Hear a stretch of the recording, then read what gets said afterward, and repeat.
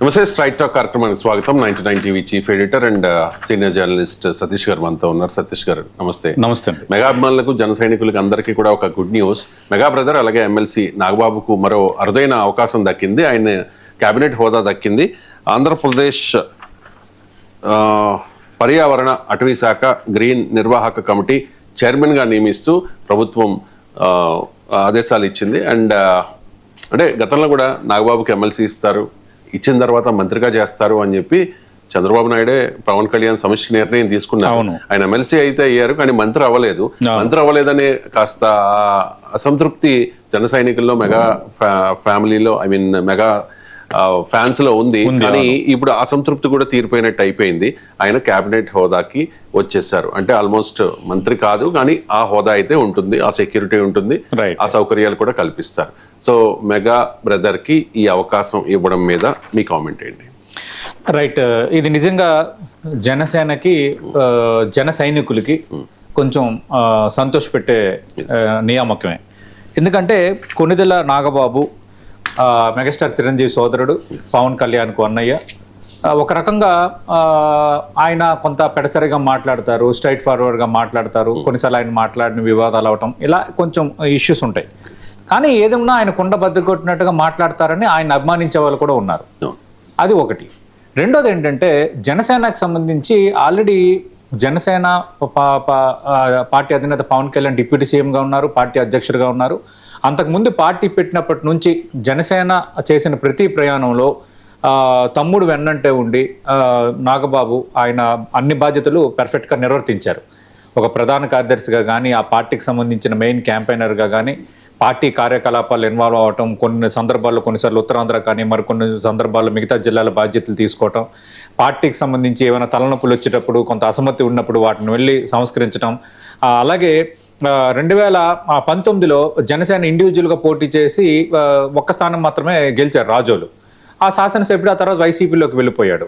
కానీ అప్పుడు ఫలితాల నేపథ్యంలో కొంత జనసేన క్యాడరు నిశ్చేదానికి గురైనప్పుడు నాగబాబు కొంత పార్టీ క్యాడర్ చెక్కు చెదరకుండా కొంత మూమెంటంగా ఉండేటట్టుగా ఆయన జిల్లాలన్నీ తిరుగుతూ కొంత బాధ్యతను ఒంటి మీద వేసుకుంటూ, భుజాలపై వేసుకుంటూ ఆయన కొంత జనసేన పార్టీ, జనసేన క్యాడరు, జనసేన విధానం, జనసేన సిద్ధాంతం అది ఒక సవ్య దిశలో వెళ్ళే కార్యక్రమానికి ఆయన కొంత బాధ్యత తీసుకున్నారు.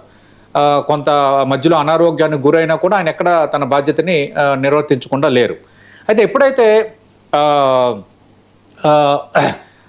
కూటమి అధికారంలోకి వచ్చిందో ఖచ్చితంగా జనసేన నుంచి నాగబాబు ఆయన ఖచ్చితంగా మంత్రి అవుతారన్న చర్చ జరిగింది. తర్వాత ఆయన ఎమ్మెల్సీ అయ్యారు. ఎమ్మెల్సీ అయిన తర్వాత ఆయన మంత్రివర్గంలో రాబోతున్నారని అధికారికంగానే ఒక ప్రకటన వచ్చి రావటం మనం అన్ని చూసాం. కానీ కొన్ని పరిణామాల నేపథ్యం తర్వాత అటు పొందికలు, సామాజిక సమీకరణాలు, ఈ ఈక్వేషన్స్లో నాగబాబు ఆయన మంత్రి కాలేకపోయారు అనేది చర్చ. బట్ అది కొంత జన సైనికులకి కొంత నిరాశ కలిగించింది. కానీ ఇప్పుడు లేటెస్ట్గా చూస్తే ఒక క్యాబినెట్ ర్యాంక్తో మంచి పోస్టే దక్కిందని అనుకోవాలి. ఎందుకంటే అటవీ పర్యావరణ శాఖ స్వయాన జనసేన అధినేత డిప్యూటీ సీఎం పవన్ కళ్యాణ్ చూస్తున్నారు కాబట్టి ఆ డిపార్ట్మెంట్ పరిధిలోకి వచ్చే ఏపీ గ్రీన్ ఎగ్జిక్యూటివ్ కమిటీకి సంబంధించి ఆయన చైర్మన్గా నాగబాబు నియమితులయ్యారు. Environment and forest department, Andhra Pradesh society for greening and reforestation for ecological enrichment, that is called AP green. Nomination of Shri Konidela Nagender Rao MLC chairperson of executive committee of AP green orders issued అని GO number 93ని కొద్దిసేపటి కిందటే రాష్ట్ర ప్రభుత్వం అధికారికంగా విడుదల చేసింది, GO ఇచ్చింది. Government vide the GO read above has issued orders constituting the government board of AP green and its executive committee as well as the government bodies of the district green development agencies DGDS at the district level for implementing the Andhra Pradesh Society for Greening and Reforestation for Ecological Enrichment of across the state with the objective of increasing the combined forest and tree cover to 50% of geographical area of Andhra Pradesh by the year 2047 అనేది దీని లక్ష్యం. చైర్పర్సన్గా నియమించారు. దానికి సంబంధించి Kantilal Dande principal secretary of the government ఒక G O అయితే release చేశారు. అయితే దీని బాధ్యతలు ఏంటనేది మనం చూస్తే ప్రస్తుతం ఇది క్యాబినెట్ ర్యాంక్తో కూడిన పదవి. 2047 నాటికి రాష్ట్రంలో అటవీ చెట్ల కవరేజీని 50% పెంచడం అనేది దీని ప్రధాన లక్ష్యంగా మనకి కనిపిస్తోంది. అలాగే దీని యొక్క ప్రధాన అధికారాలు ఏంటి అంటే, ఇప్పుడు నాగేంద్ర బాబు ఈ క్యాబినెట్ ర్యాంక్ పదవిలోకి వచ్చారు కాబట్టి, ఏపీ గ్రీన్ ఎగ్జిక్యూటివ్ కమిటీకి చైర్మన్గా వచ్చారు కాబట్టి, కార్యనిర్వాహక కమిటీ సమావేశాలకు అధ్యక్షత వహించడం, కమిటీ నిర్ణయాలను సమన్వయం చేయడం, పర్యావరణ కార్యక్రమాల పర్యవేక్షణ, అంటే ప్రధానంగా ఏంటంటే మొక్కల పెంపకం, అటవీకరణ, గ్రీన్ బెల్ట్స్ వంటి కార్యక్రమాలను ప్రోత్సహించడం, పర్యావరణ పరిరక్షణ కార్యక్రమాలను అమలు చేయటం, సమీక్షించటం. మూడోది గ్రీనింగ్ అండ్ బ్యూటిఫికేషన్. ఇదేంటి, నగరాలు, పట్టణాలు, రహదారులు, ప్రభుత్వ ప్రాంతాల్లో పచ్చదనం పెంచే కార్యక్రమాలకు డైరెక్షన్ ఇవ్వటం, ప్రజా ప్రదేశాల సుందరీకరణకు సంబంధించిన ప్రాజెక్టులను పర్యవేక్షించటం, అలాగే శాఖలతో సమన్వయం, అటవీ శాఖ, మున్సిపల్, పంచాయతీరాజ్ ఈ శాఖలతో సమన్వయం చేయటం, స్థానిక సంస్థలతో కలిసి పర్యావరణ హిత కార్యక్రమాలని ముందుకు తీసుకెళ్ళటం అనేది దీని ప్రధాన ఉద్దేశంగా మనకు కనిపిస్తోంది. అయితే పవన్ కళ్యాణ్ కూడా పర్యావరణ ప్రేమికుడే, కానీ అంతకు మించి నాగేంద్ర బాబు పర్యావరణ ప్రేమికుడు. ఈ మాట ఎందుకు చెప్తున్నానంటే, మనకి తెలుసు మొక్కలు నాటడంలో ఖమ్మం సంబంధించిన వనజీవి రామయ్య, మీరు పేరు వినే ఉంటారు. ఆయన వరల్డ్ రికార్డు సాధించారు మొక్కలు నాటడంలో. ఆ కార్యక్రమానికి ప్రధానంగా అసలు వనజీవి రామయ్యకు ఆర్థికంగా చేయూతనిచ్చి, మీరు చేస్తున్న కార్యక్రమం మంచిది అని ఫస్ట్ చేయూతను అందించింది నాగేంద్ర బాబు. ఎందుకంటే ఆ దృశ్యానికి, ఆ సందర్భానికి నేను ప్రత్యక్ష సాక్షిని.